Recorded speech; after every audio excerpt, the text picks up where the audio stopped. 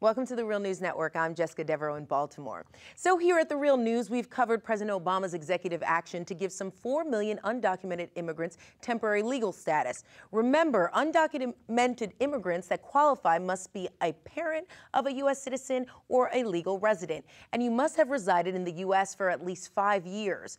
But what you don't see being covered in the mainstream media is this issue being discussed around wages. And what do these policies do in shaping our economy, and how do they affect working people? Here to help us answer some of these questions is our in-studio guest, Bill Berry.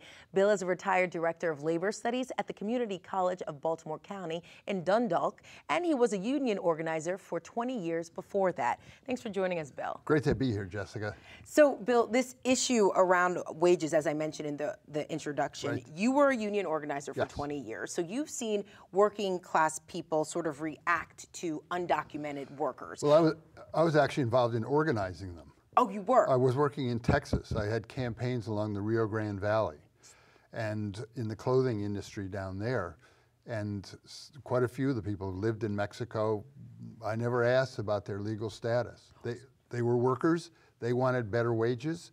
The native workers in Texas understood that, and there was no problem. So do you feel like that is a typical example? Because I would think that the perception is that these undocumented workers are going to somehow threaten their jobs. What was Well, I think generally the issue for workers is what makes a good job and what threatens it. And the latest bugaboo is undocumented workers. And 30 years ago it was black workers or women. And 100 years ago, when my great-grandfather came over here from Ireland, it was Irish workers. It was not necessarily the stereotype today of an immigrant worker is it's from Central America or Mexico. But back in Baltimore, there were big signs in a lot of the stores, NINA, no Irish need apply. Yeah. And the native-born workers claimed that it was the immigrants who were undercutting the conditions. Well, let's look at the statistics, because let's get some numbers absolutely. behind this. So first question, do undocumented immigrants have any effect on wages? Specifically, let's talk about first low-skilled American workers. I don't think so. There's some impact because they're threatenable. That is, the employer can go to them and say, well, if you put too much effort into trying to raise your wages or get better conditions, I not only can fire you, but I can have you deported. But I think if all allegedly 11 million undocumented workers suddenly evaporated tomorrow, I don't see Walmart raising wages. I don't see the other industries, the landscaping industry, the construction industry, miraculously bringing wages up. And where wages come up, as we see here in Baltimore, for example, in the hospitality industry, where workers are organizing, and they are foreign-born, nobody knows what their status is, but they're employed in a hotel, for example, they want better conditions, and they join with the other workers in that hotel to get those conditions. Okay. And that's how conditions are going to get better, and that's how conditions got worse, because workers lost that sense of direction, that sense of struggle, that sense of determination to control the job that our great-grandparents had. So would it be fair to say then, let's take your example of these 11 million undocumented workers. Yes. Let's say that they don't go away, but let's say they're legalized. If they now are part of this sort of legal workforce, could we see there being more pressure on employers to have higher wages, things of that nature? Sure. And I think you go back to the time after the Civil War. The biggest fear among white workers was 4 million freed slaves in the workforce. And what they found in the cases where they organized together black workers and white workers, the rising tide lifted all those boats and they made them go up. And I think the same thing would happen here. And I think the problem is that undocumented workers are just the latest diversion for workers. And they're frantically scrambling around trying to figure out, what do I have to do to put the pieces back together? Because the world is not what it was when I came into the workforce. And I speak as a parent of 2 boys who are out, young men now looking for work, and it's real different how they are. And it has nothing at all to do with legal status or documentation. It's just retail, for example. They don't want you to have a regular schedule. They want you to be on call. And we have seen an economy transformed where I think millions of people are never going to have full-time jobs again. So there are lots of applicants for these jobs which have been de-skilled. So anybody can come in and do them, and the employers are taking advantage of that. And they would take advantage of it, of you, Jessica, or of me, as well as people who are undocumented. So I'm listening to you, Bill, and it seems like what I'm hearing is that working people and undocumented people are in the same fight. Absolutely. And for me, though, do you think why has it been so difficult then to kind of bridge that gap? Because I don't necessarily see white working class people and black working class people on the front lines pushing for undocumented people to get legal status. That's right. But you didn't see necessarily 50 years ago white working class people and some blacks pushing for civil rights. And the argument then was, oh, black workers are going to take my job. And often companies would recruit them as scabs to come up from the South, and they were brought into situations over which they had no control. But once black workers and white workers started to understand in the 1930s that they were all working for the same employers, and if they would all work together, that things would be better. And it took a long time to overcome racism, just as it does now to overcome that hysteria about foreign-born people.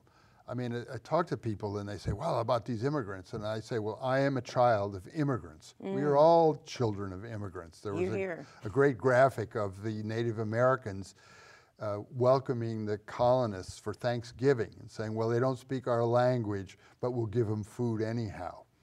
And I think that it's, again, this hatred of race, of ethnic status, men and women.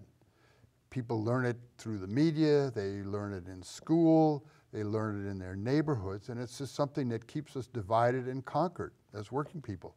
And when workers stick together, regardless of age, race, sex, ethnic background, I mean, been a huge movement for sexual preference, for gay workers or transgender workers to come into the workplace and be treated like everybody else as workers. And as long as workers are divided, they're going to be conquered.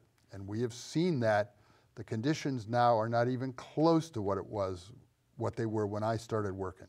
So in whose interest is it then to divide and conquer? Let's speak the 1% and the 1/10 of 1%. The Koch brothers have increased their income, their holdings, $1 billion a month in the last 5 years. This is Koch Industries, But Walmart, I had a discussion with somebody at a public event I went to on Sunday, and I said that the Walton family's total net worth is something like $250 million. Billion. Million. Million. Yeah.